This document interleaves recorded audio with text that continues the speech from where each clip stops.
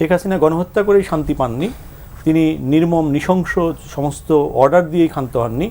তিনি আমরা এরশাদ বিরোধী আন্দোলনের সময় ছাত্র ছিলাম, আমরা তখন একটা খুব অন্যরকমের একটা পথনাটক করতাম, সেটা ছিল হুজুর কখন মরবে।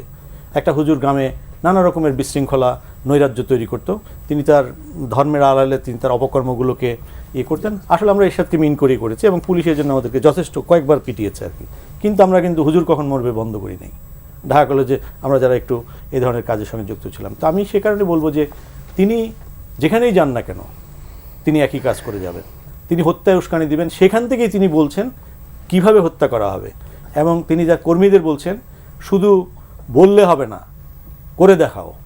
তারা কিন্তু বলছে যে আমরা দেখে নিব, আমরা এই এতজন এই এতজন এই এতজন বিভিন্ন, তো তিনি সেখান থেকে আবার নির্দেশও দিচ্ছেন যে শুধু বললে হবে না। তো আমার মনে হয় যে আমরা বাংলাদেশ রাষ্ট্রের একটা দুর্ভাগ্য, এই সমাজে এত ডাইরেক্ট হত্যাকাণ্ড, শিশু 140-এর উপরে শিশুকে নির্মমভাবে হত্যাকাণ্ড। গোপী নামে 6 বছরের একটা বাচ্চা, আপনার আমাদের সবারই বাচ্চা আছে, তো আমাদের 6 বছরের বাচ্চাকে যদি উপর থেকে যদি গুলি করে খুন করা হয়, আপনি চিন্তা করুন তো, পুরো একটা এলাকাকে খুন করার মতো একটা ব্যাপার হয়ে যায়। এত ঘটনা এরপরে যখন আমরা সুটেড বুটেড আইন কানুন বোঝা অনেক মানুষ যখন তাদের গণতান্ত্রিক অধিকারের কথা বলে, গণতান্ত্রিক অধিকার তো সেদিনই শেষ যেদিন আপনি নির্বাচিত হয়ে আপনি আপনার সমস্ত প্রতিশ্রুতি থেকে সরে গিয়ে গুম শুরু করলেন, তখন কিন্তু আপনি কিন্তু আর রাজনীতি করেন নাই। অর্থাৎ আমি একজন ডাক্তার, আমি চিকিৎসক, আমি চিকিৎসা করি ভালো, আমাকে অনেক বড় হসপিটালে দায়িত্ব দেওয়া আছে। যেদিন থেকে আমি মানে ইচ্ছাকৃতভাবে মানুষ খুন করা শুরু করলাম, ইচ্ছাকৃতভাবে অথবা প্রথমে দায়িত্ব অবহেলা তারপর ডেলিভারেটলি, তখন কি আর আমি একে ডাক্তার রইলাম? আমি তো আইনের চোখে যখন যাবে অথবা আমার যে কর্মকাণ্ড মানুষ দেখেই বুঝবে আমি অলরেডি ট্রান্সফর্মড হয়ে গেছি একটা ক্রিমিনালে। আর ক্রিমিনালের কোনো মানবাধিকার অনেক সীমিত সারা পৃথিবীতে, এবং ক্রিমিনালকে প্রথমে অবশ্যই আইনের আওতায় নেওয়াটা হচ্ছে বিশ্বের রেফারেন্স, সমস্ত রেফারেন্স। এবং মানবতা বিরোধী অপরাধ যারা করে তারা শুধু তার ওই পাড়া অথবা তার দেশের জন্য না, সে সারা পৃথিবীর যে কোনো দেশের জন্য বিপজ্জনক।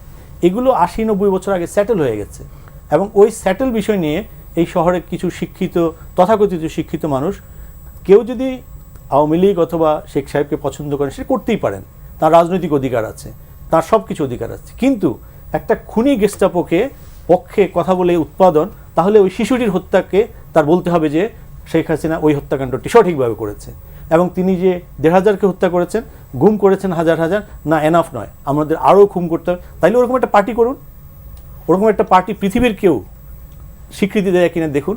এবং জাতিসংঘ যেখানে বলেছে এটা গণহত্যা, মানবতা বিরোধী অপরাধ, আমাদের এই সমাজে ওই মানুষগুলোর প্রতি করুণা ছাড়া আর কিছুই নয়। তবে সরকার যেভাবে এই অপরাধীরা যেভাবে আইসিটিতে নায়কের মতো করে মনে হয় যেন এফডিসি শুটিং চলছে, নো, এই আদালতে কোনো আদালতেই আসামিদেরকে গ্লোরিফাই করা হয় না। এত নমনীয়তা কমনীয়তা যারা আমরা বিভিন্নভাবে শিকার, যারা শহীদ পরিবার, যারা আহত, যে লক্ষ লক্ষ মানুষ যারা নির্যাতিত হয়েছে ফ্যাসিবাদের, তারা কিন্তু এই দৃশ্য ভালো দেখছে না। আর আমি মনে করি প্রধানমন্ত্রী তারেক রহমান দীর্ঘদিন এক্সাইলে ছিলেন, তিনি নিজেও নির্যাতিত একজন মানুষ, নির্যাতিত পরিবার, তার মাকে মানে এরকম পৃথিবীতে উদাহরণ খুব কম আছে, 70, 75, 80 বছর বয়সে মানুষকে মৌলিক চিকিৎসা থেকে বঞ্চিত করা হয়েছে। সুতরাং তিনি জনগণের ভালোবাসা নিয়ে যেভাবে এসেছেন, তার স্টেটসম্যান হওয়ার যে সুযোগ এবং তার যে সিম্পলিসিটি, তার যে ত্যাগ, এটাকে যদি কোনো মন্ত্রী যদি বিপরীত খাতে প্রবাহিত করেন, তাদের বিরুদ্ধে যত কঠোর ব্যবস্থা নেবেন তার সেই সাফল্যটি ম্লান হওয়ার হাত থেকে ততই বেঁচে যাবে। এবং তিনি সত্যি একজন প্রধানমন্ত্রী থেকে স্টেটসম্যানের লেভেলে যাবেন, যেটা তার মা অনেক সীমাবদ্ধতা, মানে 100 রকমের ষড়যন্ত্রের মধ্য দিয়ে তিনি কিন্তু একটা লেভেল অতিক্রম করেছেন।